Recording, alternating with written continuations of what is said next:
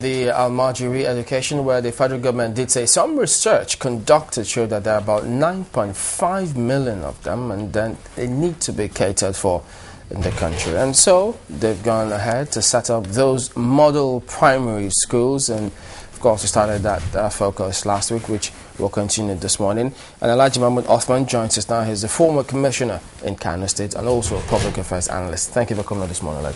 Thank you very much, and good morning, viewers. Well, we did put a report together about the same matter when it did occur. That was last week. But let's refresh your minds with this particular report, and then we'll bring you some other perspectives thereafter. A typical school day in one of the 19 northern states in Nigeria, and time for every Nigerian child from a reasonable parentage to head to school. At the same time, these Nigerian children, popularly called Almajiris, some of them in tattered dresses, also head to school in a very deplorable environment. Not only are these children left to fend for themselves, they innocently, on a daily basis, face injustices. Some of them are said to have been killed in road accidents or easily succumb to endemic diseases. No one gives them medical attention. They live in deprivation, hunger, and abject poverty.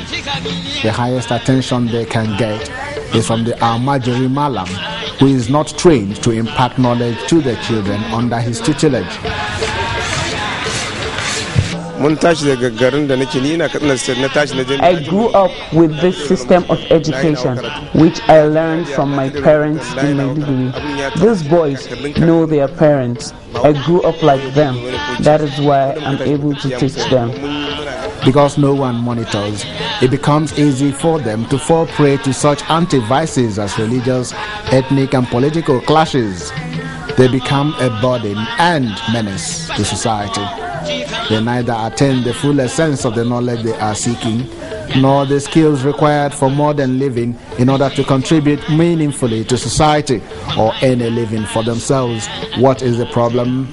Could it be that the Almajiri system has outlived the purpose it was set to accomplish and need to be overhauled in order to conform with the modern times?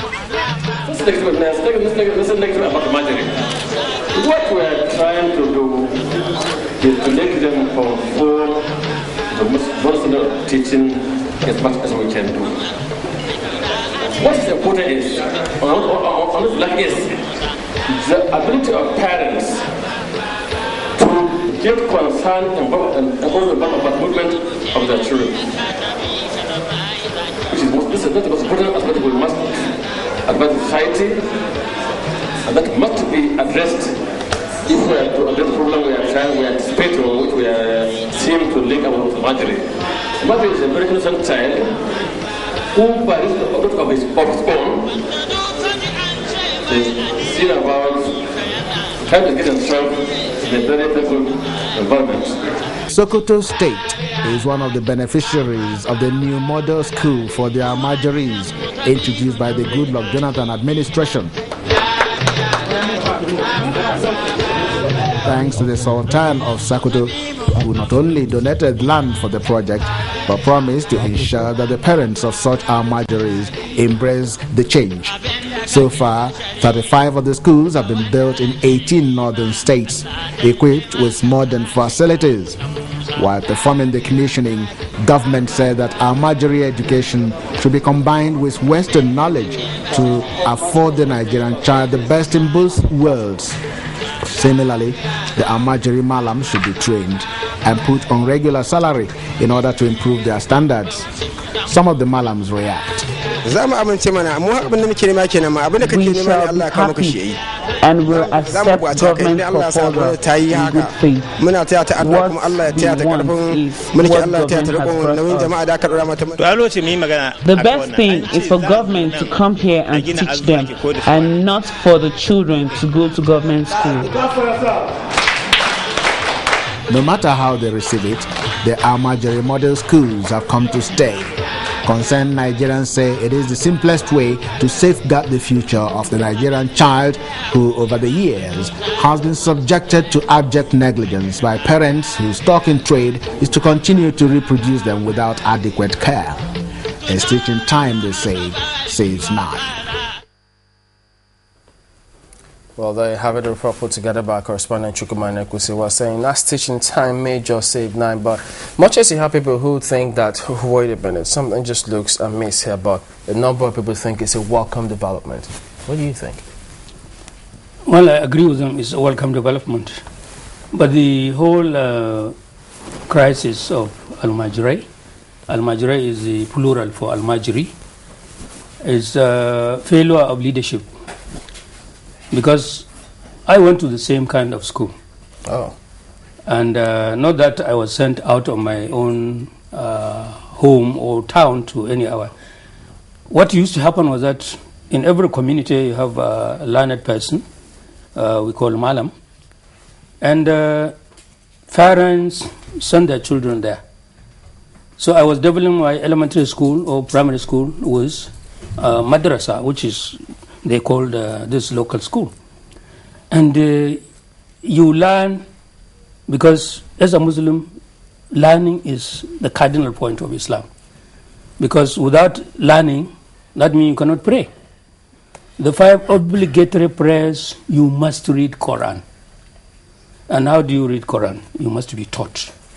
So under normal circumstances, the Almajiri school or the madrasa, by the way, Professor Alai already did a wonderful job on that. He took trouble to investigate Almajiri school in Nigeria, in Zanzibar, in Kenya, I think in Tanzania. He has some books on that. So, but going back to the basics, the Almajiri school comes in about 3-4 stages. 1, you learn reading by rote. Then you learn how to write it, how to write the Quran, which is all in Arabic language. Then you cram it, you bring it on your head. That means by rote, you don't have to read, you don't have to transfer to a script, because that's the only way you can stand up and pray 5 times a day. And every prayer, whether the first one in the morning or the one in the afternoon or the one later in the evening, all of them have different set of prayers. Now, the Quran itself is composed in 114 chapters.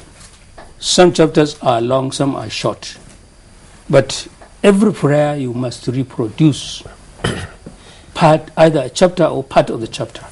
So if you really don't go through this, that means you don't know what you are doing.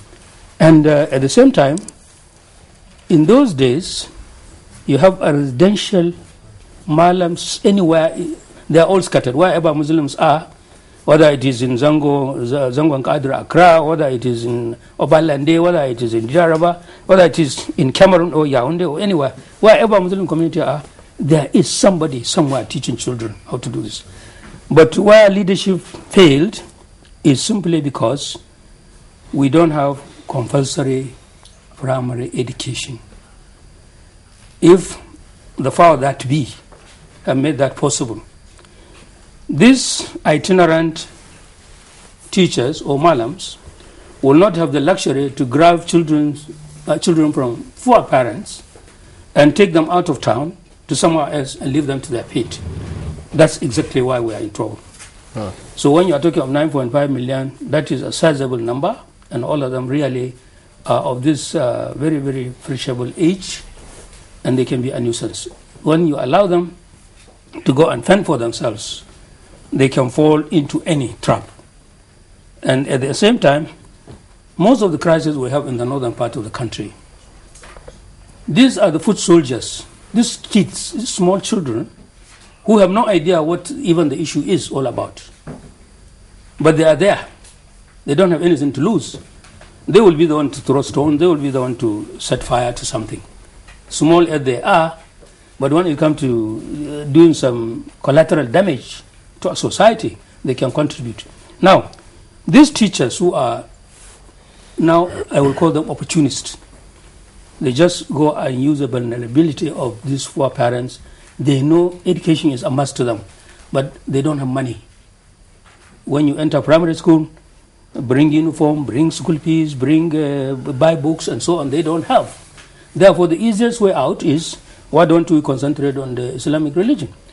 Give it to this Malam to teach them. And then the Malam now take them away and go somewhere else where nobody knows who they are. They lose their identity, they lose their whatever.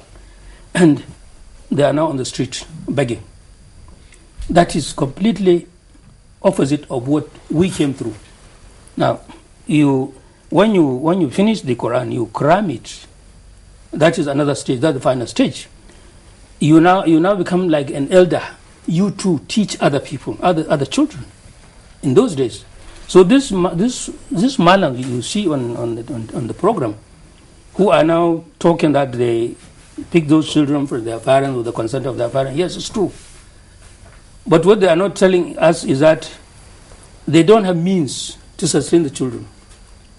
They take them from one local government to another, or one state into another. But isn't that... Some of them come from outside the country, actually, because how do you identify a Niger Hausa, a Niger Fulani, a Niger Kanuri for a Nigerian, or Beninwa Yoruba and Ogun or Oyo Yoruba person? The people cross border. And some of these, even from the accent I heard from some of these people, they are not Nigerians. So one of the teachers who was talking there, his accent is not Northern Nigerian accent. Whether you pick Katsina Hausa or Sokoto Hausa or Kano Hausa or Zaria Hausa, it doesn't matter. We know ourselves. These are some of the contradictions. The thing is, how did it degenerate? I mean, the picture you painted from when you went to school, or when you went to the madrasa, and what is obtainable now are two very different pictures. How did it degenerate over the years? Was it that nobody paid an attention, or somehow, parents too got careless and left what should be their own responsibility in the hands of those teachers? Well, I started by saying it's a failure of leadership. Well, first of all, parents have been impoverished. Now, the thing is, I think it's very necessary, it's very important for us to be able to identify the various levels of leadership. Because when you say it's the failure of leadership, it's leadership at all levels, even leadership at home. Well, what used to happen was that I went to my primary school in the days when what they called native authority, Kano Native Authority, was in charge of primary education. Emir of Kano, late Sir Alhaji Muhammad Sanusi, was the Emir of Kano. And everybody, all of us, is free primary education, free secondary education. We get pocket money, even apart from uniform and books and everything, bedding, food, everything. Even the primary school I attended was a boarding primary school in Ambata. And it was compulsory? It's compulsory. Anybody who does not go to school, that means there is something else. Doesn't mean that you can go to conventional school and you can also go to the Islamia school. First thing in the morning, I start from there. From there, I run to my primary school. When we finish primary school, around 2 o'clock, we go for another one. Later in the evening, after Maghrib prayer, we go for another one. So we go to Islamia school 3 times a day, in my time, in my own area. But from my house, from my parents' house. In those days, if you see Almajiri, as I say, it's plural Almajiri, if you see them begging, it is on Thursday, because it's on Thursday they are free. In those days, Friday was the Sabbath day in northern Nigeria. It was a free day. So the day before that, it was like a weekend.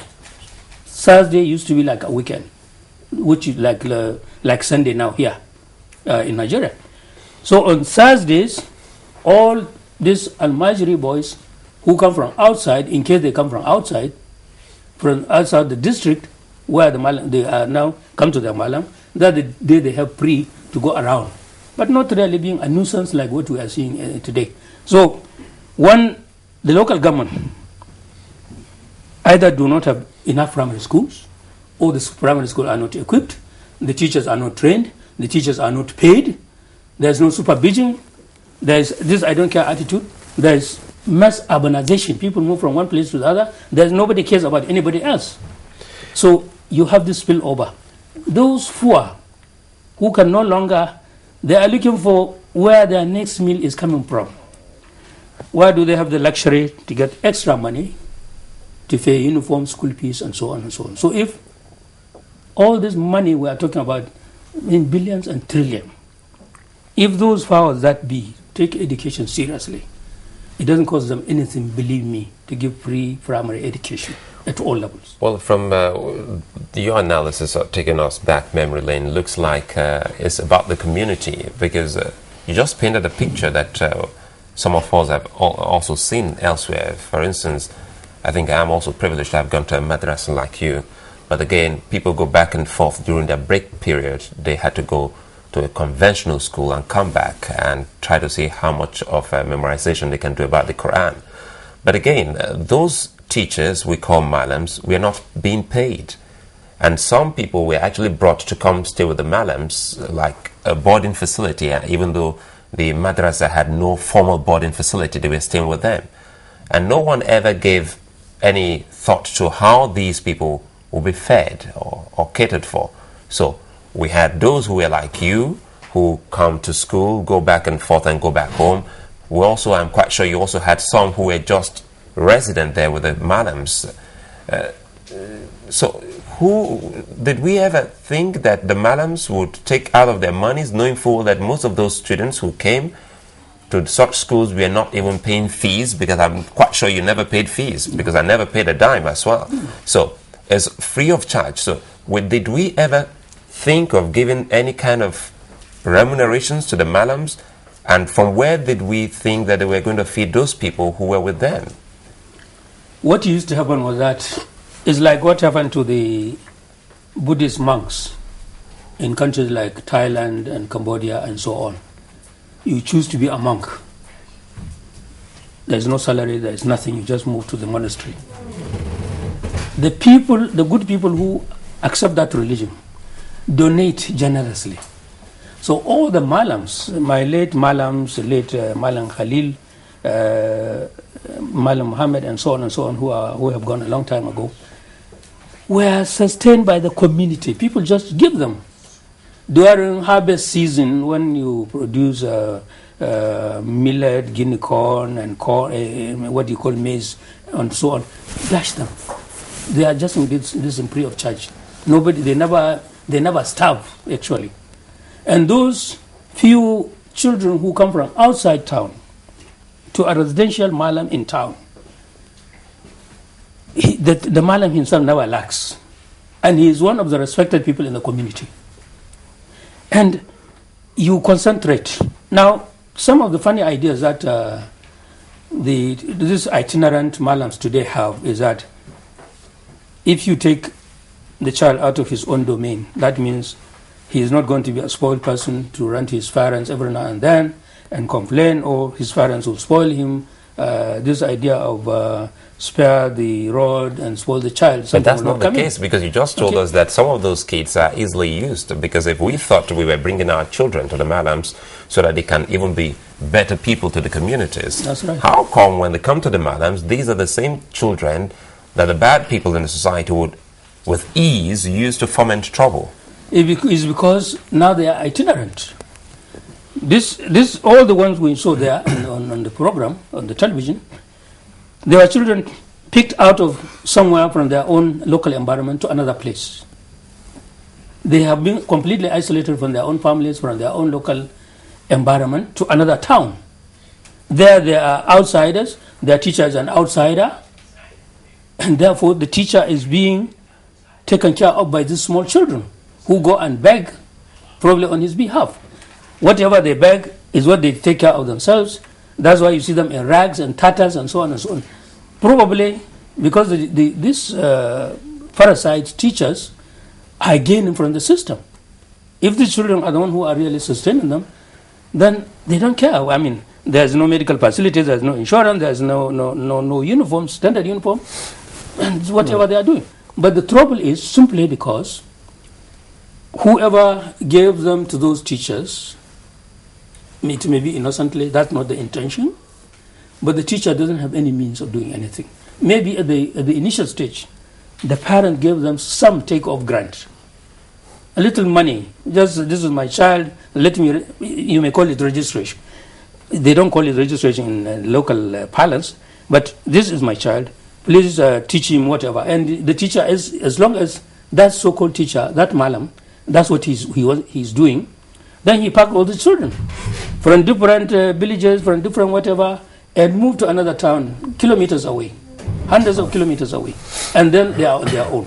And that's what the trouble is. Now that these model schools have been put in place by the government, and they will across northern states, including Edo also, how do you think parents who normally give out their children will perceive these schools? Because some think that they will still see them as elitist, quote unquote. And even those teachers who have been displaced, they have to find something else. They have to find a way to cut corners. How do you see the whole thing playing out? Will it just ease out and then they find something else, or what? Well, you know, the problem in Nigeria is this suspicion of government. Whatever government tries to do, it doesn't last. I am not sure whether this one will last, because they are talking of something called the Tertiary Education Trust Fund, which is controlled by federal government. So federal government will give the enable environment, and the 18 states of northern Nigeria, we have 19 states in northern Nigeria, only Plateau did not join. So you have 18, and you have Edo State, so you have 19 states out of 36 states that queue into this new program. Now, it is an elitist program, of course. When you are talking of 9.5 million, and then you start with how many, about 100 or 200 in Sokoto? Okay. How long will it take for this 9.5 million people to join? But the issue, the long-term solution is not really this program as they launch it. What is the long-term? The long-term program is make education compulsory to everybody. Nobody, I mean, during my time, every elementary school or every primary school, there is what they call Arabic teacher. Arabic teacher doubles. He's the same teacher. This one they are talking in madrasa is the same teacher, but he's one of the teachers. Other teachers are teaching either English or geography or history or whatever, mathematics. Another teacher is Islamic scholar who is teaching the same thing. Only that is now part of the curriculum of the school. I think now we get into a bigger picture, because we wanted to ask you, what about the non-Muslims who is maybe homeless, a child, maybe a destitute child beggar in the north? So if you say it is specifically for maybe the Almajiri and predominantly these are Muslims, do we have an Almajiri who is a non-Muslim? You have, actually you have beggars. No, I don't want to even call it Almajiri now. Good. You have opportunist beggars now. Well-dressed people, you in a go-slow come and beg you that they have not eaten since morning. What is the difference? You have children, byproducts of all these clashes and natural disasters. Their parents have lost everything and they don't have any other thing to do. Whether they are Muslim or Christian, there is no divide there. You have a lot of people who are impoverished, you have a lot of urbanization. People think all the big cities, that's where the gold honey is. And they move, and they don't have any other thing. They don't have the ability, or they don't have the skills to work. Or they are even underaged. So if they cannot get street trading to do, carry somebody's wire and go around meandering between vehicles and so on to sell anything, they end up begging. Because those biological, sociological needs must be fulfilled whether we like it or not. We don't have a choice. Therefore, you have all of them. But the issue is very simple. Back in 1981, Abubakar Rimi sent a law to Kano State House Assembly making education compulsory. But the honorables in those days read between the lines and saw that no girl will be allowed to get married until she finished secondary school. Some of them are interested parties. Oh. They would like to marry underage children or underage girls. So they sat down on that law. The law was never passed. If that law was passed back in 1981, it would have been a model for all those states in northern Nigeria. That's the only way out. If there is a law which says everybody must go to school, at this time of the day, if you see a kid of going school age hanging around somewhere, you pick him. The law says the parents will be held liable. And therefore, every parent will be careful about it. But if you leave this, you have this opening, you have this wide gap, then you leave everybody to himself. People now do whatever they like to do, and they can get away with it. So if you say that if they make education compulsory, it will go a long way in solving this problem. Absolutely. If the state governors know that, how come they haven't championed it?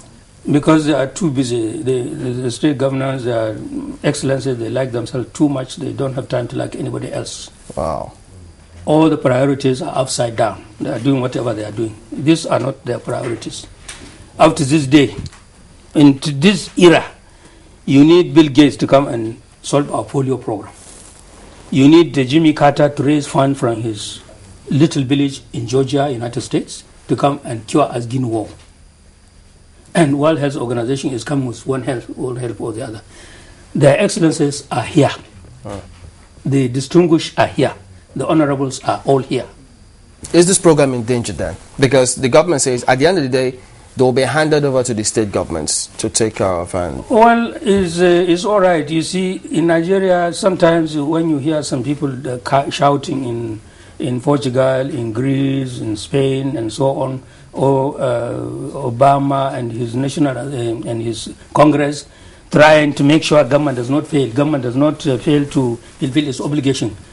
I get excited because here is a country where government is not paying contractors, government is not giving scholarship, government is not paying teachers, government is not paying workers one due, and so on. Government is not paying pensioners, and nobody said the government has collapsed. I don't know what it takes for government to collapse. Any government that cannot fulfill its obligation. So, here you are, every 4 years, like ritual, they go around and say a lot of things. We don't hold them accountable.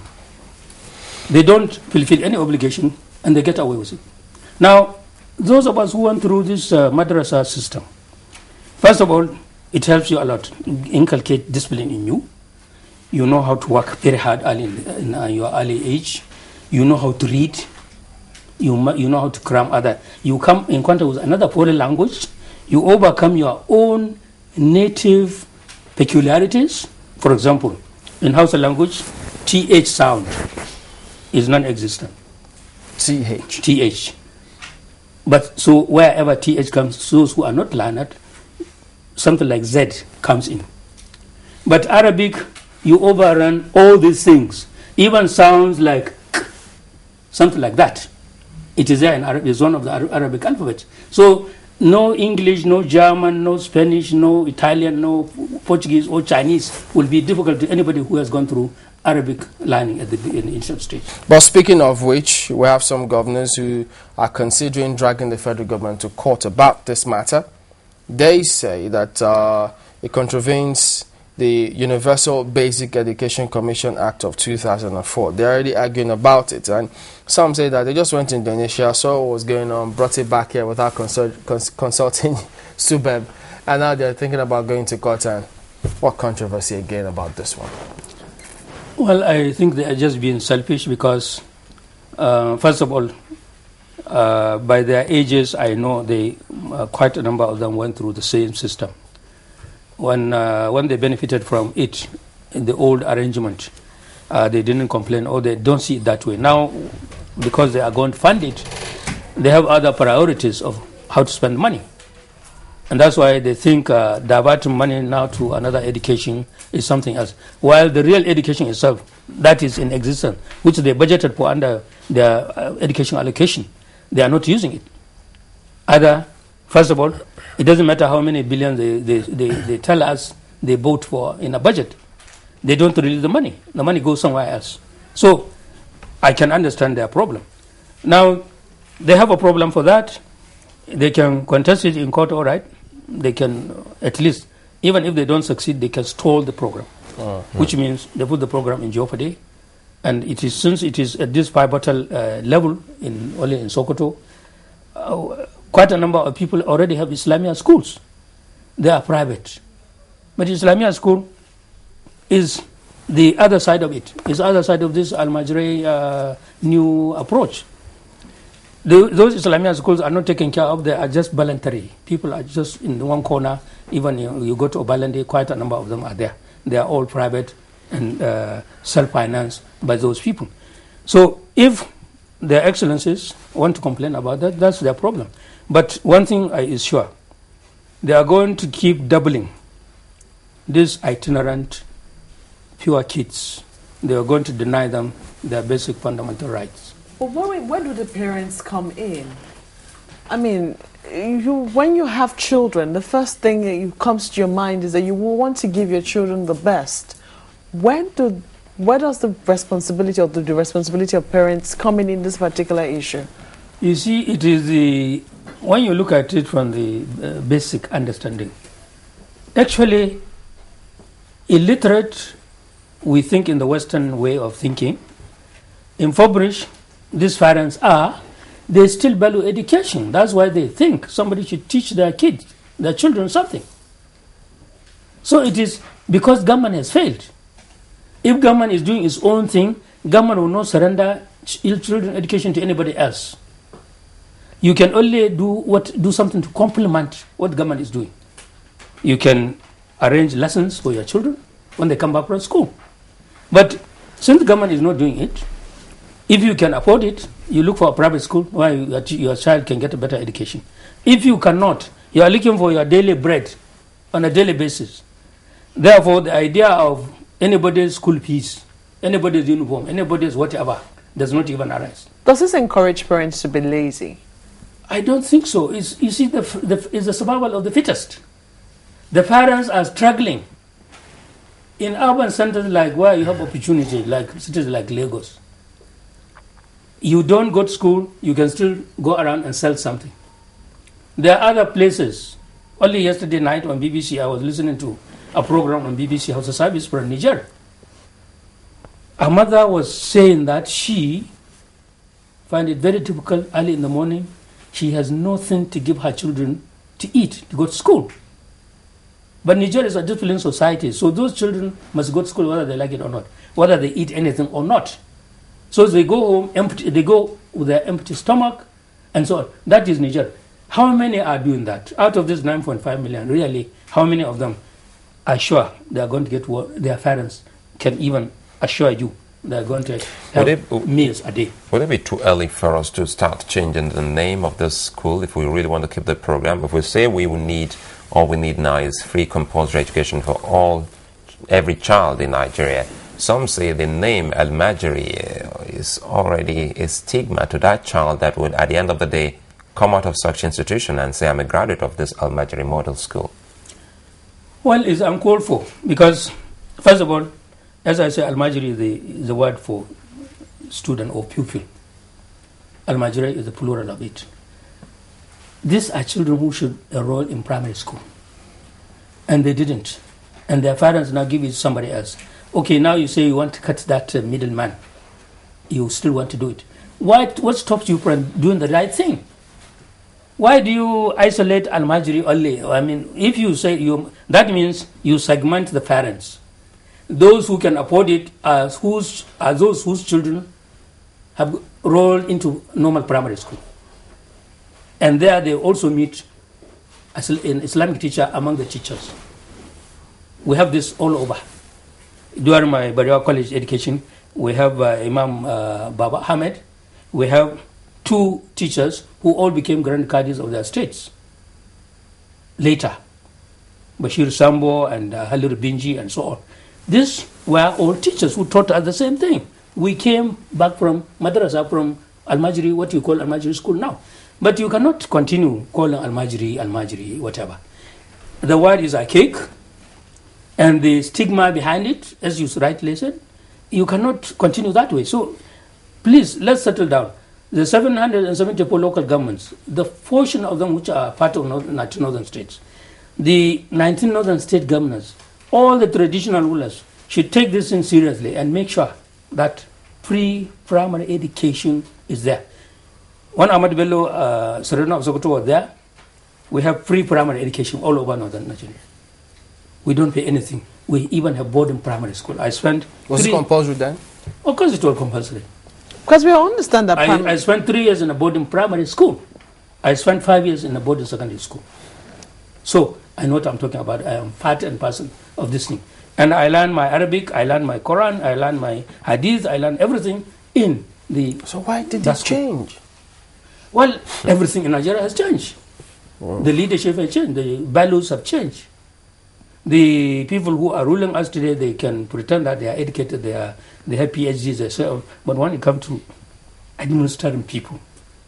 They have zero. Do you think that this Almajiri school is going to get politicized? In the sense that, you know, some people will say that education has been provided free for some people in some areas, and it's not been provided elsewhere for free in some other areas.